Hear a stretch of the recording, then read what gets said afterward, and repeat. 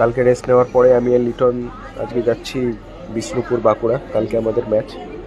বিগত 40 মিনিট ধরে আমাকে ওয়েট করানোর পরে লিটন আসলো, ম্যান ফ্রম বনগাঁও।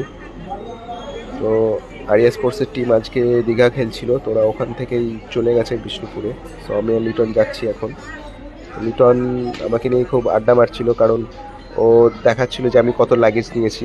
যেহেতু আমাদের নেক্সট 5-6 দিনের শিডিউল আছে, তো সেহেতু আমি একটু বেশি লাগেজ ক্যারি করেছি। তো আমরা ওখান থেকে বাসে করে যাচ্ছি এসপ্ল্যানেড, বাস ধরবো বিষ্ণুপুর যাওয়ার। বাট এখানে এসে দেখলাম যে কোনো বাসের সিট নেই। বাসের সিট না পাওয়ার কারণে আমরা ঠিক করলাম যে আমরা ট্রেনে হাওড়া থেকে বিষ্ণুপুর যাব। সো আমার কাছে আইআরসিটিসির অ্যাপ ছিল, তো আমি এই টিকিট বুক করলাম অ্যাপ থেকে।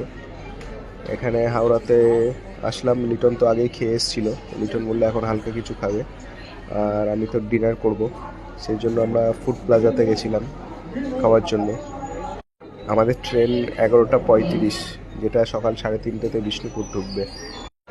বেচারা লিটন ফোন করে বউয়ের কাছে শুনছে যে কোন মিষ্টিটা খাবে ও। আর আমি অর্ডার করেছিলাম ডাল ফ্রাই, রুটি আর দই। আমাদের ট্রেন 1.5 ঘন্টা লেট থাকার কারণে আমরা ওয়েটিং রুমে এসে ওয়েট করছি। সবাই উইশ করো কালকের টুর্নামেন্টটা আমরা যেন খুব ভালোভাবে খেলতে পারি।